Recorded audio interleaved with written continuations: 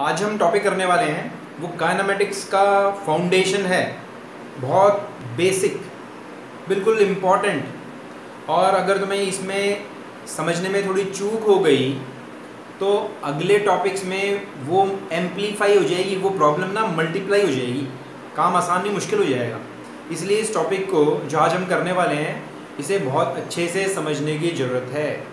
तुमने 9th class में भी किया होगा ये, ठीक है, लेकिन जब हम छोटे थे, अब बड़े हो गए हैं, अब हमारी अंडरस्टैंडिंग और वाइड हो गई है, अब हम और बहुत सारी इन्फॉर्मेशन ले सकते हैं, तो तुम्हें बहुत सारी इन्फॉर्मेशन दी जाएंगी कंपटीशन के लिए। याद रखो, बड़े बड़े जो कंपटीशंस होते हैं ना, जेई के, जे एडवांस्ड में, नीट वगैरह के, उसमें क्वेश्चन जो है ना सिंपल होते हैं लेकिन पूछे अलग तरीके से जाते हैं, ठीक है। तो अगर तुम्हारे कॉन्सेप्ट्स अच्छे होंगे, क्लियर होंगे बिल्कुल, तो तुम कॉन्फिडेंस से उनको कर पाओगे, नहीं तो बहुत सिंपल क्वेश्चंस में तुम अटक सकते हो। तो आज जो हम पढ़ने वाले हैं वो है डिस्टेंस और डिस्प्लेसमेंट, है ना, सिंपल है ना। लेकिन ध्यान से सुनना, जो आज हम करेंगे वो है डिस्टेंस और डिस्प्लेसमेंट, 9th क्लास में पढ़ा था, लेकिन हम और छोटी छोटी बातों पे भी ध्यान देंगे। तो शुरू करते हैं। सबसे पहले हम पढ़ेंगे डिस्टेंस किसे कहते हैं। डिस्टेंस होता है, it is length of actual path travelled. लिख सकते हो, डिस्टेंस इज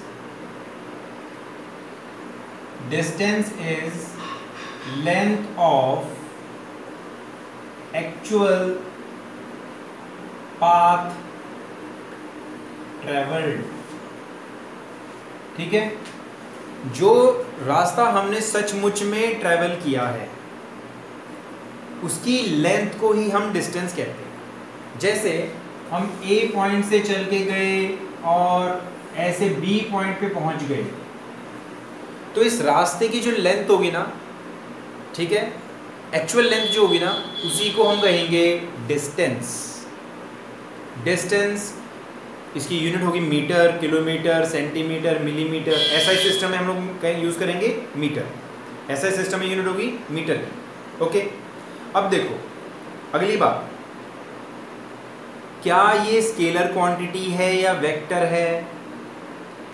स्केलर कौन सी क्वांटिटी होती हैं, जिनको डायरेक्शन की जरूरत नहीं होती। जिनको डायरेक्शन की जरूरत नहीं होती उनको हम स्केलर क्वांटिटीज कहते हैं, और जिनको डायरेक्शन की जरूरत होती है उन्हें हम वेक्टर क्वांटिटी कहते हैं। अब यहाँ देखो डायरेक्शन क्या होगी, हम लोग ऐसे गए, फिर यहाँ पर डायरेक्शन ऐसे हो गई, फिर डायरेक्शन ऐसे हो गई, फिर डायरेक्शन ऐसे हो गई, फिर डायरेक्शन ऐसे हो गई, फिर डायरेक्शन ऐसे हो गई, फिर डायरेक्शन ऐसे हो गई। तो एक डायरेक्शन तो थी नहीं ना, डायरेक्शन बदलती जा रही है। कौन सी डायरेक्शन, कोई डायरेक्शन ही नहीं है। कभी यहीं पर है, कभी यहाँ पर फेस कर रहे हैं, कभी यहाँ पर फेस कर रहे हैं। So there is no fix direction, so it is a scalar quantity. It is a scalar quantity, ठीक है। ये एक स्केलर क्वांटिटी है, इसको डायरेक्शन की जरूरत नहीं है। हम देख भी रहे हैं यहाँ पर कोई फिक्स्ड डायरेक्शन नहीं है, डायरेक्शन बदल रही हैं, अलग अलग हो रही हैं, तो कोई फिक्स डायरेक्शन नहीं है, इसलिए इसे हम स्केलर क्वांटिटी कहते हैं, ओके। क्योंकि ये एक्चुअल लेंथ होती है ना, इसीलिए कभी भी अगर कोई बॉडी चल रही है तो distance can never be zero. When a body is moving, when a body is moving, okay, then distance can never be zero. Then distance can never be zero, ठीक है। It is always positive. It is always positive, okay. Negative होने का सवाल ही नहीं है, समझ गए। तो ये कुछ पॉइंट्स हैं डिस्टेंस के, लेकिन प्रॉब्लम आती है डिस्प्लेसमेंट में। तो डिस्प्लेसमेंट बात करते हैं, डिस्प्लेसमेंट क्या है।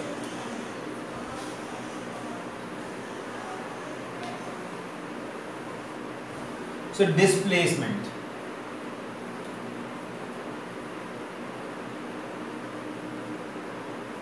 Displacement is shortest distance between initial and final position. It is shortest distance between initial and final position. ठीक है, इनिशियल और फाइनल पोजीशन के बीच में सबसे छोटी दूरी को हम डिस्टेंस कहते हैं। It is the shortest distance between initial and final point. मान लो जैसे पहले हमने किया था, ए पॉइंट से स्टार्ट हुए, ऐसे घूम घाम करके इधर गए, इधर पहुंच गए, दिस इज बी पॉइंट। तो डिस्प्लेसमेंट क्या है? इनिशियल पॉइंट से फाइनल पॉइंट के बीच की shortest distance, this is displacement. Shortest distance, shortest distance, इससे छोटी कुछ नहीं होगी। डिस्प्लेसमेंट सबसे छोटी होती है, डिस्प्लेसमेंट से छोटी डिस्टेंस नहीं होती। इंपॉर्टेंट बात है ये। और डायरेक्शन भी है यहाँ पर। कौन सी डायरेक्शन है? इनिशियल से फाइनल की तरफ, इसकी डायरेक्शन भी है ना। देखो अगर हम ऐसे घूम फिर के जाते हैं तो अलग अलग डायरेक्शन है। कभी इस तरफ फेस कर रहे हैं, कभी इस तरफ फेस कर रहे हैं, कभी इस तरफ फेस कर रहे हैं, कभी इस तरफ फेस कर रहे हैं, कभी इस तरफ फेस कर रहे हैं, कभी इस तरफ फेस कर रहे हैं। लेकिन जब हम डिस्प्लेसमेंट करते हैं ना, तब डायरेक्शन फिक्स होती है। इनिशियल से फाइनल पोजीशन के अलोंग ऐसे ये डायरेक्शन होगी। तो दो बातें हुई ना, it is the shortest distance and it's direction is along, its direction is from initial to final position। तो लिख सकते हो its direction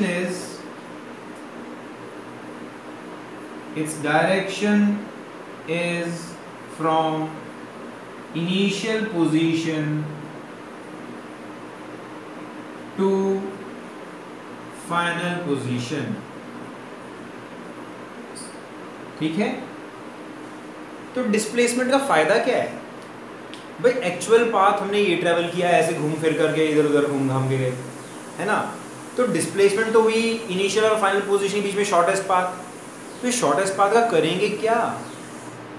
एक्चुअल में तो हम चले तो वैसे है ना, और गए हम, और डिस्प्लेसमेंट बताइए बिल्कुल स्ट्रेट। फायदा क्या है इसका? देखो फिजिक्स में हम लोग बहुत सारी फिजिकल क्वांटिटीज के बारे में पढ़ेंगे जो केवल इनिशियल और फाइनल पोजीशन पे डिपेंड करती हैं, जो केवल इनिशियल और फाइनल पोजीशन पे डिपेंड करती है। बीच में रास्ता कैसा ही हो उस पर डिपेंड नहीं करती। इसीलिए हमें डिस्प्लेसमेंट का कॉन्सेप्ट चाहिए। समझ गए? तो डिस्प्लेसमेंट क्यों चाहिए? क्योंकि फिजिक्स में हम ऐसी चीज़ों के बारे में पढ़ते हैं जो इनिशियल और फाइनल पोजीशन पे ही डिपेंड करती हैं, पाथ के ऊपर डिपेंड नहीं करती। फॉर एग्जाम्पल वर्क जो है, कैसे घूम के जाओ, work done by some forces, है ना। कुछ टाइप के ऐसे फोर्सेस होते हैं, हम बाद में पढ़ेंगे। कुछ फोर्सेस ऐसे होते हैं जिनके द्वारा जो किया गया वर्क है ना, वो पाथ के ऊपर डिपेंड नहीं करता। It depends upon only initial and final position. इसीलिए हमें ऐसे डिस्प्लेसमेंट का कॉन्सेप्ट चाहिए। इट्स डायरेक्शन इज ये वाली and it is the shortest. Clear? तीसरी बात, अगली बात क्या है? नेक्स्ट बात यह है, तो एक और पॉइंट लिख लेते हैं। Its direction is from initial position to final position. ठीक है, अच्छा मान लो ये है हमारी coordinate space, X axis, Y axis, ये ऑरिजिन। अगर हम यहाँ से ओ पॉइंट से, ओ नाम देते हैं, ओ पॉइंट से ए पॉइंट तक गए तो डिस्प्लेसमेंट हुई ये। अगर हम ऐसे घूम घाम के गए तो भी डिस्प्लेसमेंट ये। ठीक है, अगर हम अपने ऑरिजिन को शिफ्ट कर लें, अगर हम अपने ऑरिजिन को शिफ्ट कर लें, ऐसे अपने ऑरिजिन को यहाँ ले आएं, तो डिस्प्लेसमेंट में फर्क नहीं पड़ेगा। इंपॉर्टेंट पॉइंट, समझ गए क्या? कि अगर हम अपने ऑरिजिन को शिफ्ट कर लें तो भी डिस्प्लेसमेंट चेंज नहीं होगी। तो लिख लो इसको, इफ, या लिख लो displacement is independent of choice of origin. ठीक है, डिस्प्लेसमेंट जो है ऑरिजिन के ऊपर डिपेंड नहीं करती, ये डिपेंड करती है सिर्फ इनिशियल और फाइनल पोजीशन के ऊपर। ओके, ठीक है, अगला पॉइंट लिखते हैं। और एक और इंपॉर्टेंट पॉइंट, 3 पॉइंट हो गए, 14 पॉइंट लिखेंगे। नेक्स्ट पॉइंट इज, इसको भी यहां ऐड कर लेते हैं। क्या लिखें? Displacement is independent of choice of origin। Okay, अब हम कुछ सिंपल एग्जांपल्स लेते हैं। जैसे हमने यहां से शुरू किया, चलना यहां से शुरू किया, हम लोग ऐसे गए, ईस्ट की तरफ गए, वापस मुड़ गए, मान लो 5 किलोमीटर गए, वापस मुड़ गए, और वापस वेस्ट की तरफ 3 किलोमीटर आए। तो डिस्टेंस कितनी हुई? जाने की 5, आने की 3, जाने की 5, आने की 3, टोटल कितनी हुई? 8। So total distance is equal to 8 kilometre, है ना। और डिस्प्लेसमेंट क्या हुई? Displacement is initial minus final, initial और फाइनल, इनिशियल फाइनल पोजीशन, है ना। तो फाइनल पोजीशन क्या है? ये इनिशियल कितनी है? ये, तो कितनी हुई है? दिस इज 2 किलोमीटर्स, है ना, 2 किलोमीटर्स। तो इनिशियल है 0, फाइनल है 3। ओके, फाइनल क्या है? जैसे यहां से चले, ये 3 वापस आए, तो दिस इज व्हाट, दिस 3, सो बचा हुआ 2 kilometre. So displacement is 2 kilometres. Initial final, initial से शुरू करो, इनिशियल से शुरू करो, फाइनल तक जाओ, तो डायरेक्शन ये हुई ना, तो डायरेक्शन इज टुवर्ड्स ईस्ट, है ना। सो टुवर्ड्स ईस्ट डायरेक्शन भी लिखनी पड़ेगी because it is a vector quantity. Clear? इसका मतलब क्या है कि डिस्टेंस और डिस्प्लेसमेंट को अगर कंपेयर करें तो डिस्टेंस तो 8 किलोमीटर है और डिस्प्लेसमेंट 2 किलोमीटर है। इसका मतलब कि डिस्टेंस हमेशा डिस्प्लेसमेंट से बड़ी होगी। ठीक है, अच्छा एक सिचुएशन और ले लेते हैं। अगर O पॉइंट से शुरू करके 5 किलोमीटर्स गए और वापस मुड़े, वहीं पर आ गए, जहां से स्टार्ट किया वहीं पर आ गए, तो 5 किलोमीटर तरफ गए, 5 किलोमीटर तरफ गए, जहां से शुरू किया वहीं पर पहुंच गए, तो डिस्प्लेसमेंट कितनी हुई? डिस्प्लेसमेंट इज 0, है कि नहीं? डिस्प्लेसमेंट 0 हुई ना। और डिस्टेंस कितनी हुई? Distance is 10 kilometre, but displacement तो 0 है और डिस्टेंस 10 है। अब यहाँ पर भी हम देख रहे हैं कि डिस्टेंस डिस्प्लेसमेंट से बड़ी है। और एक और चीज़ देख रहे हैं, डिस्प्लेसमेंट 0 भी हो सकती है ना। एक और केस लेते हैं। अगर हम O से शुरू करके 5 किलोमीटर गए और वापस 10 किलोमीटर आए, यहां पहुंच गए, है ना, यहां पहुंच गए, तो अब क्या लिखेंगे? अब हमारी डिस्प्लेसमेंट होगी ये इनिशियल से फाइनल, है ना, इनिशियल से फाइनल। सो डिस्प्लेसमेंट 5 इधर और 10 इधर, सो नेट डिस्प्लेसमेंट इज, पहले डिस्टेंस लिखते हैं, डिस्टेंस कितनी हो जाएगी? डिस्टेंस इज 15 किलोमीटर और डिस्प्लेसमेंट क्या होगी? Displacement is what? -5 kilometre. Minus क्यों? क्योंकि ऑरिजिन से लेफ्ट में गए हैं, समझ गए? अगर इसको ऑरिजिन मानते हैं तो ऑरिजिन से लेफ्ट में गए, इसलिए हम लोग -5 किलोमीटर। आंसर माइनस में आया। ठीक है, और यहाँ पर हम देख रहे हैं कि डिस्टेंस डिस्प्लेसमेंट से बड़ी है। तो 2 पॉइंट्स और क्लियर हुए। कि डिस्टेंस, एक पॉइंट और है कि डिस्टेंस डिस्प्लेसमेंट से बड़ी होगी। इक्वल भी हो सकती है। इक्वल कब होगी? इक्वल कब होगी? जब हम O से 5 किलोमीटर जाएं और यहां पर रुक जाएं, स्ट्रेट गए, बिल्कुल स्ट्रेट गए, यहां पर पहुंच गए। अब डिस्टेंस कितनी है? 5, डिस्प्लेसमेंट कितनी है? 5, हो गया ना इक्वल। तो डिस्टेंस डिस्प्लेसमेंट के इक्वल हो सकती है, डिस्टेंस डिस्प्लेसमेंट से बड़ी ही होगी, लेकिन डिस्प्लेसमेंट डिस्टेंस से कभी भी बड़ी नहीं हो सकती। तो इस पॉइंट को लिख लेते हैं क्या? डिस्प्लेसमेंट कैन बी या यूजुअली स्मॉलर देन और इक्वल टू डिस्टेंस, लेकिन डिस्प्लेसमेंट डिस्टेंस से बड़ी कभी नहीं होगी। और एक और बात, डिस्टेंस कैन बी, डिस्टेंस क्या हो सकती है? पॉजिटिव हो सकती है, नेगेटिव हो सकती है, जीरो भी हो सकती है। अब ये भी हमने देखा कि displacement can be positive, negative और जीरो। ठीक है, तो displacement can be positive, negative और क्लियर। अब हम कुछ एग्जांपल्स लेते हैं और डिस्टेंस और डिस्प्लेसमेंट निकालेंगे। सबसे अच्छा एग्जांपल है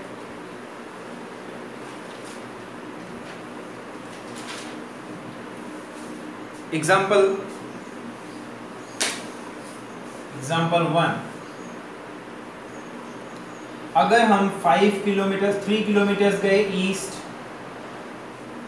और 4 किलोमीटर गए नॉर्थ, तो what is distance and displacement? So distance is equal to 7 kilometres, है ना? 3 + 4 7, एंड डिस्प्लेसमेंट इज क्या होगी? डिस्प्लेसमेंट इनिशियल से फाइनल के बीच में सबसे छोटी डिस्टेंस। ये एरो भी लगाई मैंने, एरो भी लगाई है। एरो किस तरफ? इनिशियल से फाइनल की तरफ।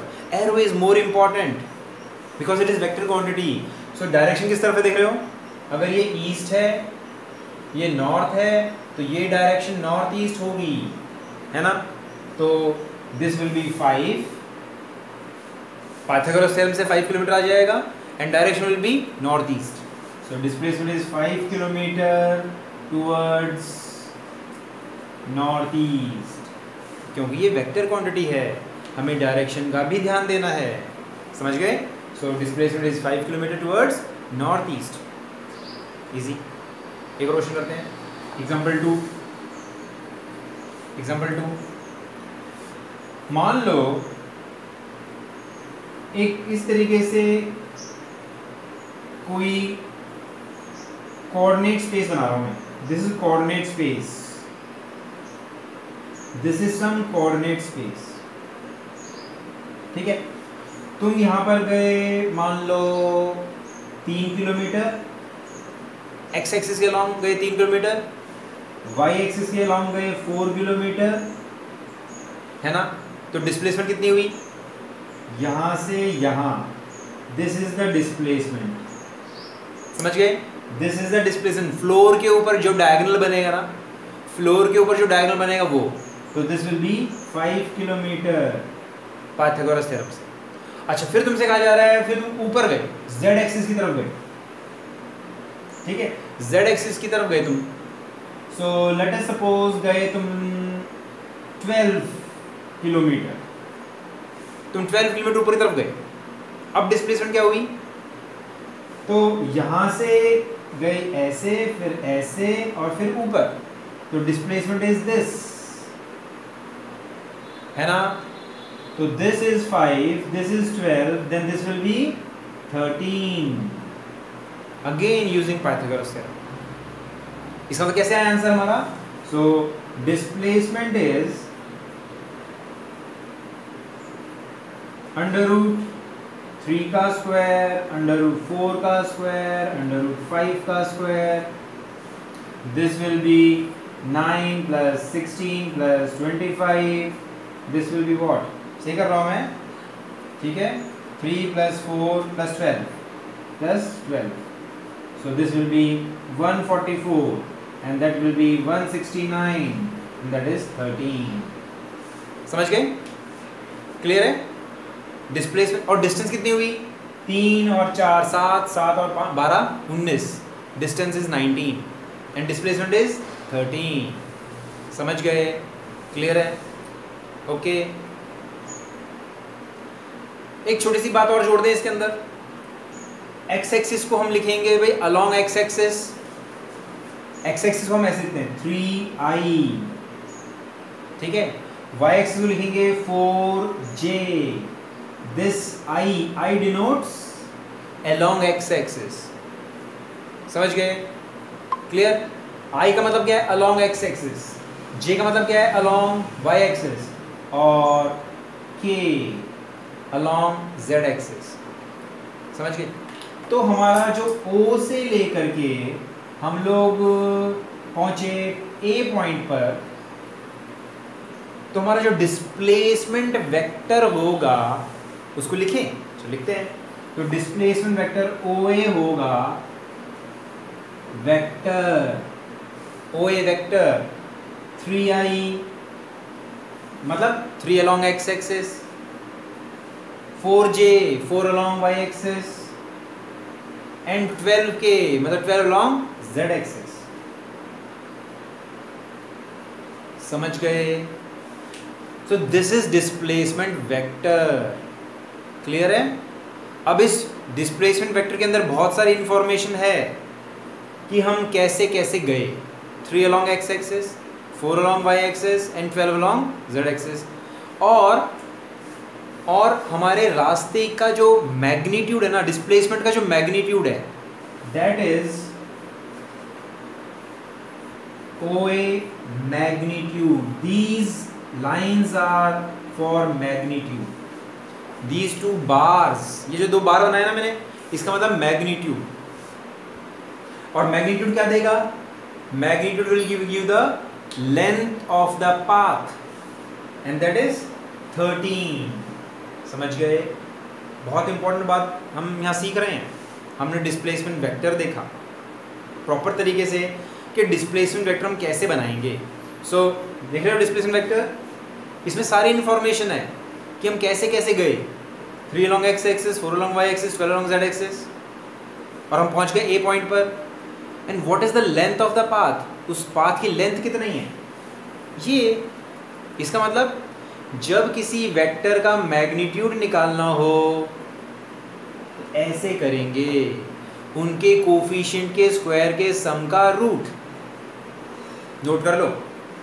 उनके कोफिशिएंट के स्क्वायर के सम का root.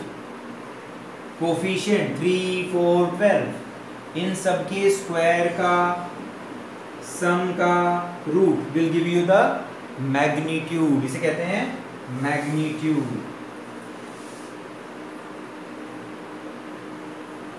Okay. Magnitude means length. Magnitude just gives you the length. ठीक है. तो एक और बात बता रहा हूं मैं important. This was example number 2 कि वेक्टर को तो हमने लिखा ऐसे, एरो के साथ लिखा. वेक्टर को हमने एरो के साथ लिखा. 3i 3 along x axis, 4j 4 along y axis, 12k k मतलब along z axis. i j k की वैल्यू 1 है. i j k की अपनी वैल्यू कुछ नहीं है. कुछ नहीं मतलब 1 है. सॉरी, कुछ नहीं मतलब कुछ तो है लेकिन 1 है. तो i को मल्टीप्लाई 3 से करने पर क्या मिलता है? i को 3 से मल्टीप्लाई करेंगे तो 3 को डायरेक्शन मिल रही है and that is along x axis. j को 4 के साथ मल्टीप्लाई कर रहे हैं, 4 को डायरेक्शन मिल रही है. कौन सी डायरेक्शन? y axis. 12 को k के साथ मल्टीप्लाई करने पर डायरेक्शन मिल रही है z एक्सिस. समझ गए? और ये तो वेक्टर आया. This is displacement vector. इसे कहते हैं डिस्प्लेसमेंट वेक्टर. और जो इसका मैग्नीट्यूड होगा ना, दिस जो मैग्नीट्यूड होगा, this will give the length only length, no direction, no direction. और वो कितना आया? आया 13, जस्ट 13, कोई आई जे के नहीं, समझ गए? यहाँ तो आई जे के लगा हुआ है, इसके साथ कोई आई जे के नहीं है, मतलब क्या? कोई डायरेक्शन नहीं है। It is without any direction because it is just magnitude, it is just length. Clear? ठीक है, और एग्जांपल करते हैं।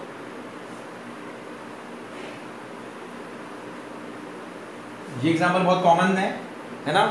क्या है? अगर तुम सर्कुलर पाथ में मूव कर रहे हो और इसका रेडियस है r, तुम यहां से यहां चले गए, तो what is the distance and what is displacement? Distance तो होगी ये और डिस्प्लेसमेंट होगी ये, है ना? अगर ये एंगल 90 डिग्री का है, सो कंप्लीट सर्कल के लिए जो रास्ता होता है वो 2 पाई r होता है। This is 1/4, so distance is 2 pi r by 4, है ना? फोर्थ पार्ट है ना 2 पाई r का, सर्कमफ्रेंस का 4 पार्ट है, 4 पार्ट्स में ब्रेक कर ले तो एक पार्ट की लेंथ आ जाएगी, that is pi r by 2। And what is displacement? Displacement is ये डाउनवर्ड्स, है ना? अगर डायरेक्शन बनाई जाए ईस्ट, वेस्ट, नॉर्थ, साउथ, तो ये direction that is south east. क्या लिखेंगे? r, पाइथागोरस थ्योरम से this will be under root r square plus r square 2r square, so r under root 2 along southeast direction भी लिखी है हमने, समझ गए? अच्छा, और अगर एक बार फटाफट करते हैं, अगर तुम इस पॉइंट से ए पॉइंट से चल करके यहां पर पहुंच गए, तो डिस्टेंस कितनी हुई?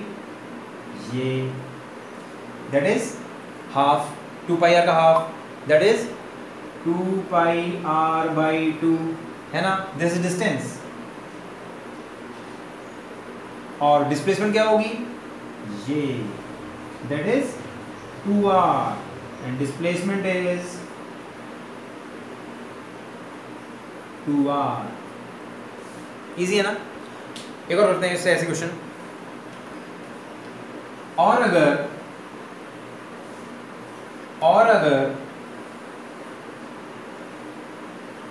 तुम यहां से चल के और यहां पहुंच गए, ए पॉइंट एंड बी पॉइंट, इस तरीके से ऐसे चल के यहां पहुंच गए, है ना? इजी है ना? तो तुम ऐसे, तो डिस्टेंस कितनी होगी?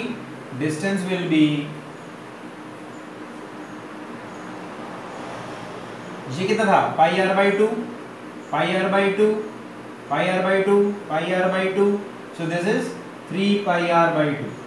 And what is displacement? This is the displacement. Direction देख रहे हो? So अगर हम डायरेक्शन बनाए east, west, north, south, this is the direction, south west, and that will be r under root 2. So displacement is r under root 2, है ना? ये तो इजी क्वेश्चन है ना? एक अच्छा क्वेश्चन करते हैं। अब तो 90 डिग्री एंगल था, अगर ऐसा हो, अगर ऐसी सिचुएशन हो, तुम यहां से चले, ए पॉइंट से चले और यहां पहुंच गए, और ये एंगल है 150 डिग्री। अब बताओ डिस्टेंस कितनी है और डिस्प्लेसमेंट कितनी है? डिस्टेंस कितनी होगी? This is the distance. निकाल सकते हो डिस्टेंस? कैसे निकालोगे? अगर 360 डिग्री करते हो, है ना, डिग्री के हिसाब से करेंगे, यूनिटरी मेथड लगाएंगे हम लोग।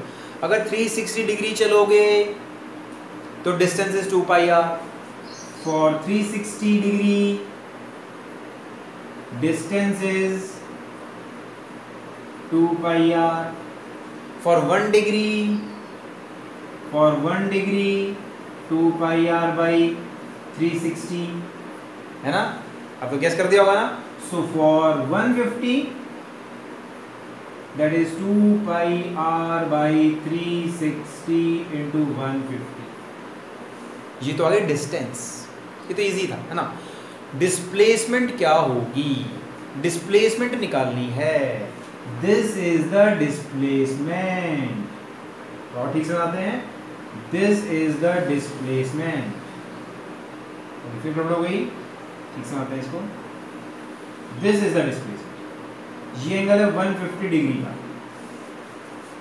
कैसे करोगे, हमें क्या क्या पता है, this is r, this is also r। ये डिस्प्लेसमेंट निकालनी है, ए बी निकालना है। ओके, ऐसी प्रॉब्लम आ जाए तो हम ऐसी ट्राइंगल्स को राइट एंगल ट्राइंगल में कन्वर्ट कर लेंगे, तो हम ट्रिग्नोमेट्री यूज कर पाएंगे, है ना। तो इसको राइट एंगल ट्राइंगल में कन्वर्ट कर लेते हैं। ऐसे एक्सटेंड करो, एक्सटेंड किया और इसको भी एक्सटेंड किया ताकि ये एंगल 90 का बन जाए।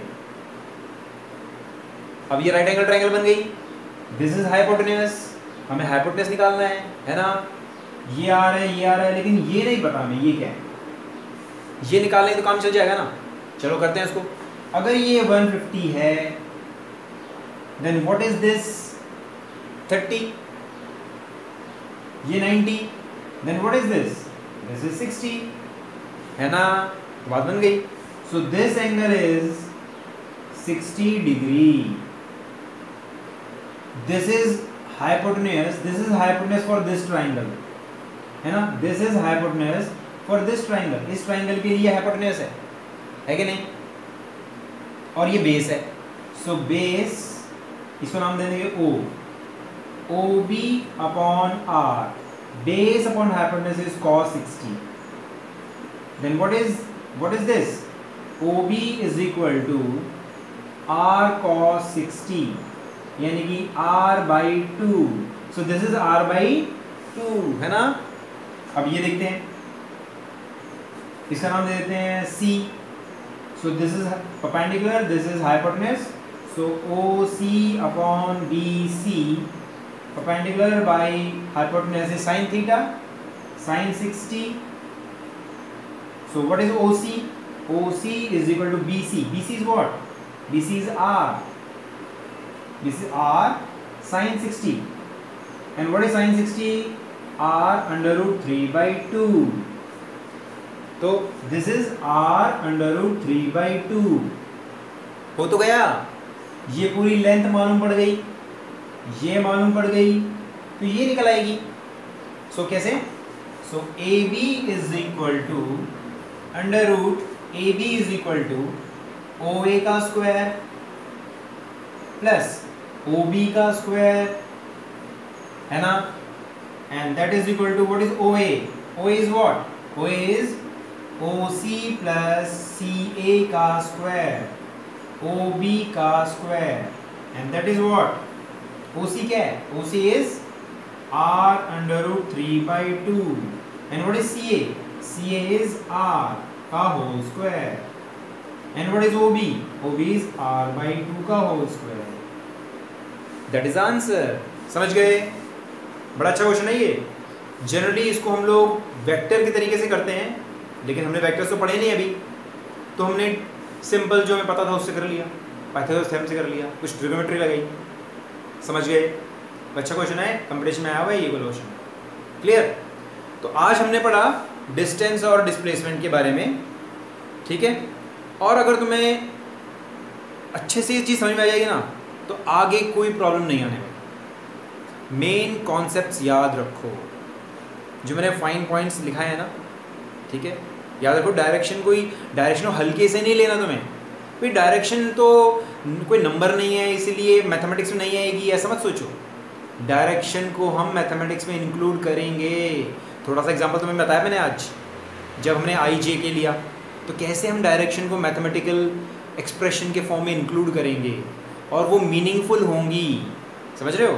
तो डिस्प्लेसमेंट वेक्टर क्वांटिटी होने के नाते डायरेक्शन वाली बात जो है ना, हम नई नई चीज़ सीख रहे हैं, इसलिए ये थोड़ी मुश्किल क्रिएट कर सकती है अगर तुम्हें अच्छे समझ में नहीं आई। इस चीज़ को अच्छे से समझो। ओके, तो see you, bye, see you tomorrow, bye.